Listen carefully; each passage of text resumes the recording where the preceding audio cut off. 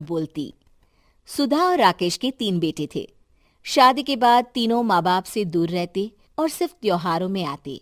माँ जी, पिताजी, अगली बार आप लोग हमारे घर आइएगा।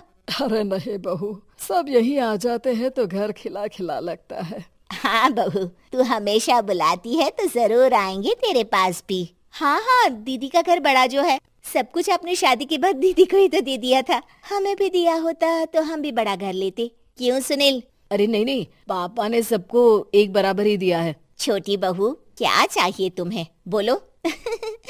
वो आपके सोने की चेन वाली घड़ी है ना, वो अगर आप मुझे, तभी वहाँ मजली बहू भी आ जाती है। और मुझे ना आपका मंगलसूत्र कितना लंबा, सुंदर और भारी भी है। अरे हाँ हाँ, तुम दोनों को ही दूंगी बहू, चिंता ना करो। चलो अब खाना लगाओ, खाना खाया जाए। सभी मिलकर खाना खाते हैं कि पड़ोसन आ जाती है। अरे सुधा बहन, थोड़ी चीनी तो देना, घर में शक्कर नहीं है और मेहमान सर पर बैठे हैं। अरे छोटी बहू, चाची को शक्कर तो दे दो। अरे मजली दीदी, आप दे दीजिए ना, मैं यहाँ कम आती हूँ तो मुझे पता ही नहीं है कि सासू माँ सारी चीजें कहाँ रखती है। और तुम, मैं कौन सा यहाँ रोज शक्कर फाँकने के लिए आती हूँ, मुझे भी नहीं है पता। तभी बड़ी बहू हाथ में चीनी की कटोरी लेकर आती है। चाची, शक्कर आप लोगों का बड़ा सहारा है माँ जी और पिताजी को, वरना हम लोग तो यहाँ रहते ही नहीं। आप जैसे पड़ोसी हैं तो हम निश्चिंत है। और जीती रहे बहू, अब तो ये घर पड़ोस कम परिवार ज्यादा लगता है। सुधा अपनी बड़ी बहू को देखकर बहुत खुश रहा करती थी। वो उससे अक्सर घंटों बात भी किया करती, लेकिन दोनों दूसरी बहुओं का भी वो समझती थी कि शायद छोटी है, वक्त आने पर संभल जाएंगी। समय आ जाता है जब सभी को वापस जाना होता है। माँ जी, हम लोगों की फ्लाइट पहले है, हमें इजाजत दे। वो सास के गले लगकर चली जाती है। थोड़ी देर बाद छोटी बहू कहती है, माँ जी, मैं ना ये सोफे के कवर और चादरें ले जा रही हूँ, यहाँ तो ऐसी ही पड़ी रहेंगी। हाँ हाँ बहू, ले जा, और कुछ चाहिए तो बोल। और तो चाहिए बहुत कुछ, पर चलिए कोई बात नहीं, अगली बार ले जाऊंगी मैं। ऐसे ही मंजली बहू भी घर का बहुत सारा सामान ले जाती है। सभी के जाने के बाद सुधा राकेश से कहती है, घर कितना सूना लग रहा है ना। हाँ, और खाली भी। तुम्हारी दोनों बहुएं सब बटोर गई। अरे ठीक है ना, हम दोनों ही तो हैं, कितना सामान लगेगा। फिर उन लोगों की नई गृहस्थी, इतना मत सोचा करे। समय बीतता है। ऐसे ही हर साल त्योहारों में सुधा और राकेश के बच्चों की बहू आते और जाते वक्त ढेर सारा सामान पैक कर कर ले जाती। लेकिन कुछ ही सालों में सुधा का देहांत हो जाता है। पिताजी, आप यहाँ अकेले क्या करेंगे? हम लोगों के साथ चलिए। अरे नहीं नहीं बहू, इस घर में सुधा की यादें हैं, मैं उसे नहीं छोड़ सकता हूँ। अब तुम लोगों की माँ नहीं रही। देख लो, वैसे तो मैंने उसके जीते जी सब कुछ दे दिया है, लेकिन कुछ उसका पर्सनल कीमती सामान था जो ये है, ले लो।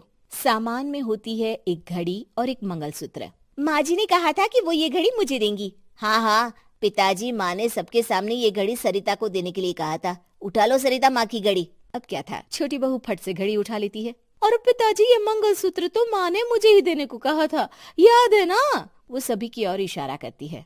तू भी ले ले ये हार बेटा, कोई बात नहीं। मंजली फटाक से हार उठा लेती है। ससुर बड़ी बहू की तरफ देखते हैं। तुझे क्या दूं बेटा? पिताजी, माँ ने एक चीज मेरे लिए भी रखी है।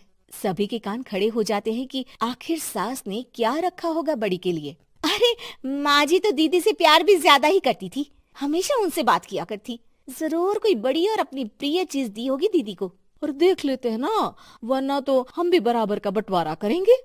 हाँ हाँ, कर लेना बंटवारा। लेकिन बड़ी बहू बताओ तो, सुधा ने क्या रखा है तुम्हारे लिए?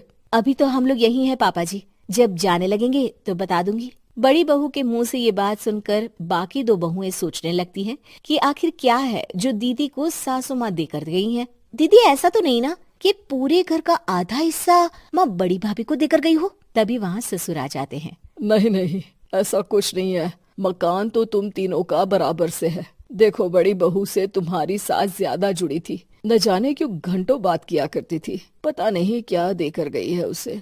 और ससुर जी, आपको क्या पता, चालाकी से पूरे घर के पेपर में साइन करवा लिए हो, या फिर कोई छुपा गहना। आखिर मकान पूरा तो आपने सासू माँ के नाम ही कर रखा था ना।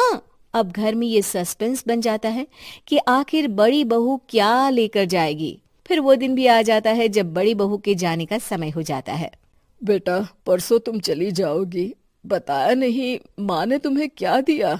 घड़ी और हार जो बेशकीमती था और तुम्हारी सास को सबसे ज्यादा प्रिय था, उसका तो बंटवारा भी हो चुका है। अब तुम्हारी बारी। हाँ पिताजी, आज मैं ये बात बताने ही वाली थी।